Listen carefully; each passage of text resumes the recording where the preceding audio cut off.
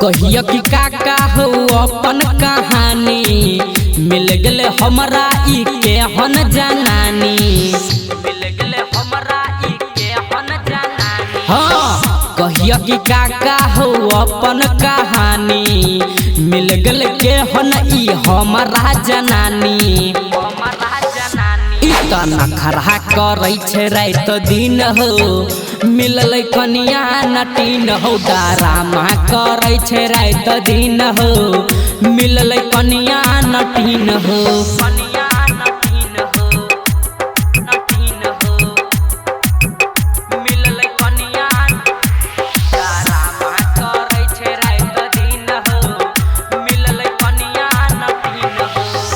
कह छे एहन बात हम नहीं सहबै हो जाइ छिए पहिले एकरा बाप से कहबै हो।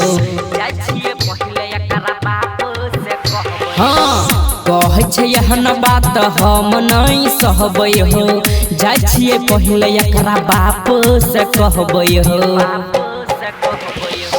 हमारा बियाह में ललकै हो टाका की कहिया तोरा हमारा काका। इतना खरा करे छे रात दिन हो मिलल कनिया नटीन हो डरामा करे छे रात दिन हो मिलल कनिया नटीन हो।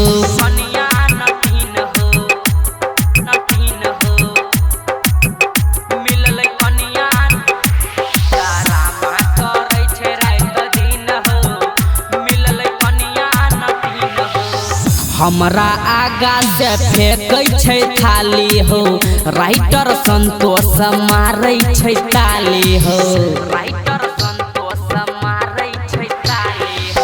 हमरा आगा से फेंकै छे थाली हो राइटर संतोष मारै छे ताली हो।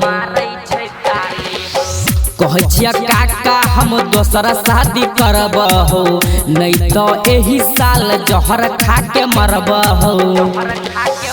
इतना खरा करे छे रात दिन हो मिलल कनिया नटीन हो डरामा करे छे रात दिन हो मिलल कनिया नटीन हो।